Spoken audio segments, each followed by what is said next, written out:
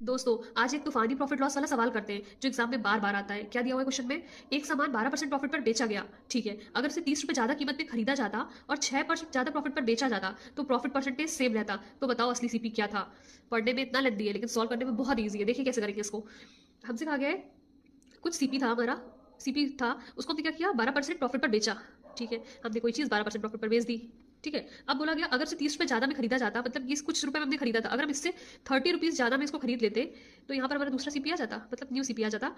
और इसे 6% ज़्यादा प्रॉफिट पर बेचा जाता, मतलब जिस पे बेचा गया था उससे ज़्यादा 6% प्रॉफिट पर बेच देते अगर हम, तो प्रॉफिट परसेंटेज सेम रहता। मतलब जितना प्रॉफिट पहले हुआ था सीपी से एसपी खरीदने से बेचने में, उतना ही प्रॉफिट अभी भी होता है। ये क्वेश्चन में बोला गया है और हमसे पूछा गया है कि सीपी क्या है, सीपी पूछा गया है।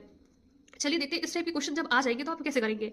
ठीक है, देखिए मैंने कोई चीज़ है 100 रुपये में खरीदी और उसको क्या किया, 120 रुपये में सेल कर दिया, मतलब 20% प्रॉफिट पर सेल कर दिया हमने कोई चीज़।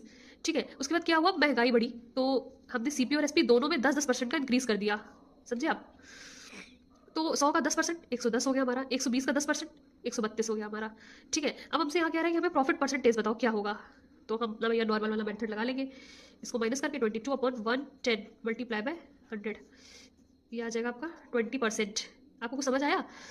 देखिए अगर सीपी और एसपी में सेम का इंक्रीज करते हैं या डिक्रीज करते हैं तो प्रॉफिट परसेंटेज सेम रहता है। यहाँ पर भी 20% का प्रॉफिट होगा। अगर यहाँ 5% का डिक्रीज करते हैं, यहाँ भी 5% का डिक्रीज करते हैं सीपी और एसपी में, तो भी हमारा प्रॉफिट परसेंटेज जो पहले होता वही होता।